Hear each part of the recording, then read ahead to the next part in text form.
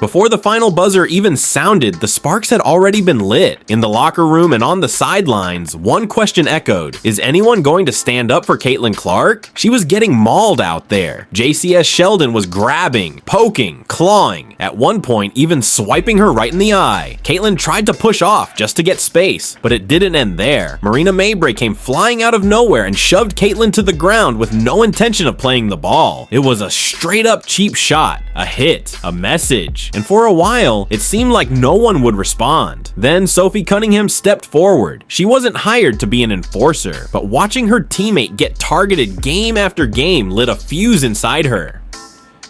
She went from teammate to protector instantly. That moment wasn't random, it was personal. The refs handed out technicals like candy, no ejections, no real punishment. The league looked the other way, but Sophie didn't. She made a silent promise: this ends now. From that moment on, Sophie was everywhere. On the court, in your face, staring down anyone who got too close to Caitlin. She wasn't playing games anymore. Her body language screamed, try it again and see what happens. It wasn't about hard screens or drawing fouls. It was something deeper, a personal code. You hit my teammate, I hit back. Not with words, with presence. And that presence changed everything. Suddenly, defenders hesitated. Coaches rethought game plans. That extra bumper elbow wasn't worth it if Sophie was lurking nearby. The Sophie tax had taken effect. Every cheap shot now came with a price. She wasn't just protecting Caitlin Clark. She was protecting the idea that stars deserve respect, that teammates matter, that you don't get to bully someone just because the league won't stop you. And she wasn't asking for permission. While the WNBA and its officials failed to act, Sophie enforced a new rule: touch her again and I'll make you pay for it. And people felt it. You could see it in every possession after that. You could feel it in the crowd. That game was more than a win for the Fever. It was a turning point. It was the night the league learned that if it won't protect its brightest star, her team will. Sophie Cunningham didn't change the rule book. She rewrote the tone of the season. And from that point on, one thing was clear: you don't mess with Caitlin Clark without dealing with Sophie Cunningham first. Subscribe if you like Caitlin Clark.